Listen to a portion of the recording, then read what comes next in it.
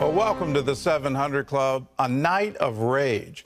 That's what a radical group called Jane's Revenge is promising if Roe v. Wade is overturned. The Supreme Court's decision on abortion is expected in just the next few days. Well, many pro-life centers and churches have already been attacked and vandalized.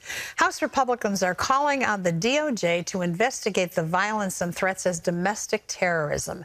CBN's national security correspondent Caitlin Burke brings the latest on the rising tension.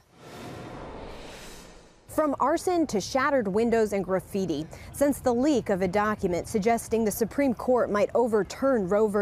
Wade, there have been more than 40 reports of violence, vandalism, and intimidation. Our building was vandalized, and our communication system was torn off of our door only after some vulgar things happened on camera. After reporting the incident to the FBI as a hate crime, Annabelle Rutledge, National Director of Young Women for America, says her organization now has posted armed security guards on site and with their staff at the Supreme Court. There is some agitation that's rising, and people are getting more and more agitated as statistically we know that this day is getting closer and closer the closer we get to the end of June. The Capitol Hill Crisis Pregnancy Center was also targeted. Red paint splattered on their door and the word revenge spray painted on the side of their building. It made me feel very sad that people would misunderstand what Christian pregnancy centers do. In spite of that, Janet Durig, executive director of the center, said she feels God's protection. You know, the red paint on the door, I turned to look at it, and I thought about the blood of the lamb that God told the Israelites to put over their door for protection. And I decided to think of it that way and pray it that way. Last week, the FBI opened an official investigation into the growing number of threats and attacks. Now, lawmakers are urging the Justice Department to follow suit. More than 100 House Republicans signing a letter to Attorney General Merrick Garland asking the DOJ to investigate vandalism and attacks at pro-life centers as domestic terrorism. Unfortunately, things are expected to get worse before they get better. Back in May, the Department of Homeland Security warned there would likely be a surge of violence when the Supreme Court hands down its ruling. And just this week in D.C., flyers have been posted by Jane's Revenge, a group advocating for abortion. They warn of a night of rage, posting, quote, "If abortions aren't safe, you aren't either." Caitlin Burke, CBN News, Washington. Well, this really doesn't make any sense to me that you would go and target Christian crisis pregnancy centers on the basis that you're upset with the Supreme Court decision. What these pregnancy centers do is care for women. They provide them with medical care. They provide them with supplies that they need. They provide them with all the assistance that they can possibly do to protect them during their time of pregnancy. They take them to doctors. They take them to doctor's appointments. They make sure everything's fine. And then after the birth, they try to take care of the children.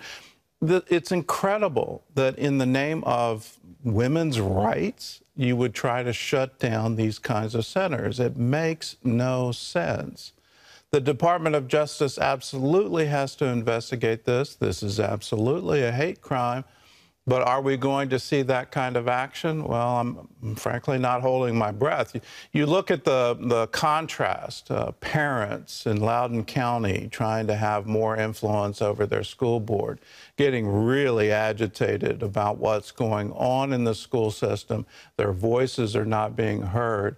Well, the Department of Justice gets called out on them, and they get labeled as some kind of potential terrorist group for just letting their voices be heard in a school board meeting. The Department of Justice absolutely has to act on this one. In other news, the Supreme Court's decision on a New York gun law, well, it could have serious implications for other states. Mark Martin has that story from the CBN Newsroom. Mark? Gordon, conservatives are applauding the court's decision, saying that justices stood by the Second Amendment, but liberals were quick to condemn it. The court struck down a New York state law requiring people to prove why they needed to carry a gun. The Senate also taking action on guns yesterday, passing a new gun reform measure.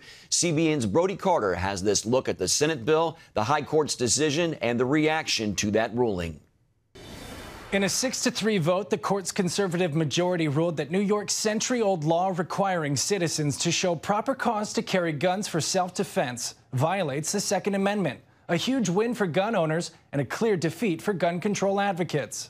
What it's saying is that if you're a legal, lawful citizen, they can't take your right to keep and bear arms away from you. I mean, I think it's just that simple. Tom King, the plaintiff who took this case to the High Court and president of the New York State Rifle and Pistol Association, says responsible gun owners shouldn't be the issue and that politicians in New York need to focus on criminals.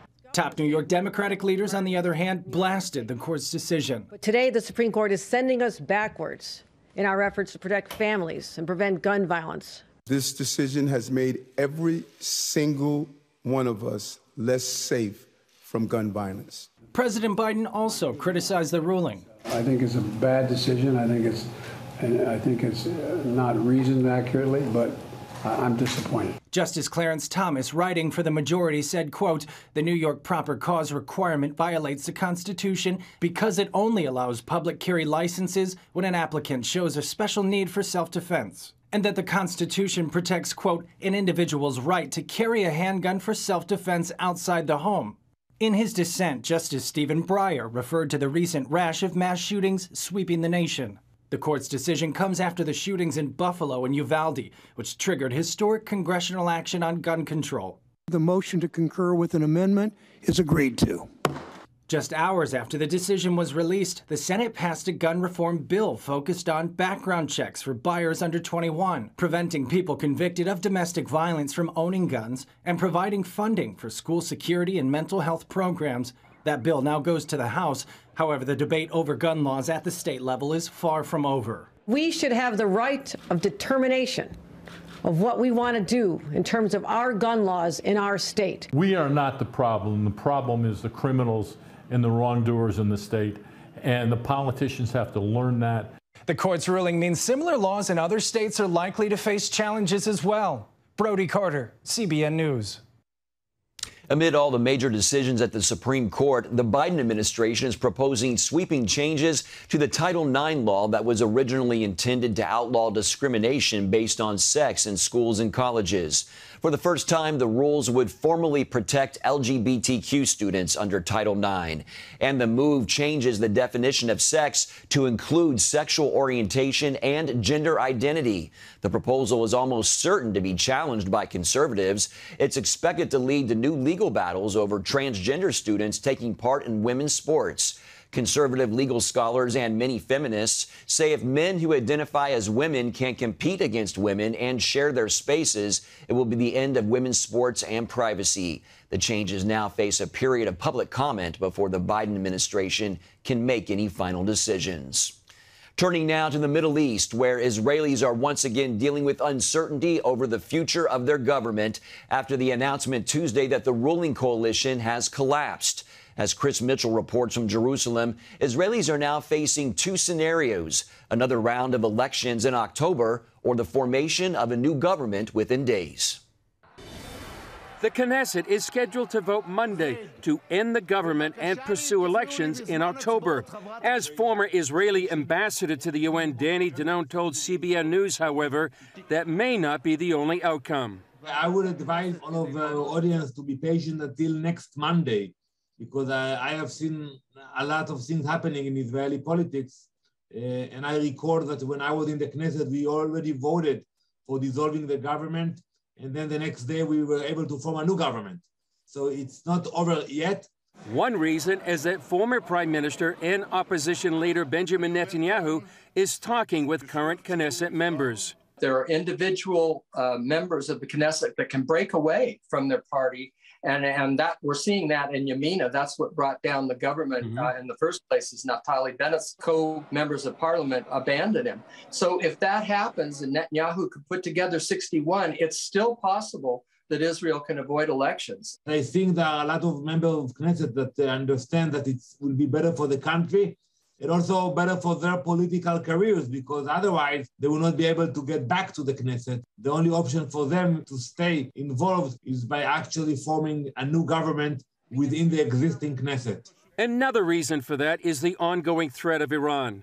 Danone says several months without a stable government would pose a greater danger to Israel. If we can avoid the election, that is the right thing to do, because our enemies are looking, and probably they will try to take advantage of the situation here in Israel. And I would advise them not to challenge us. When it comes to our security, we will not accept any act of aggression against Israel. Given Monday's scheduled vote in the Knesset, it's likely Israelis will know by then if they have a new government, or will be looking at their fifth election in the last 3.5 years.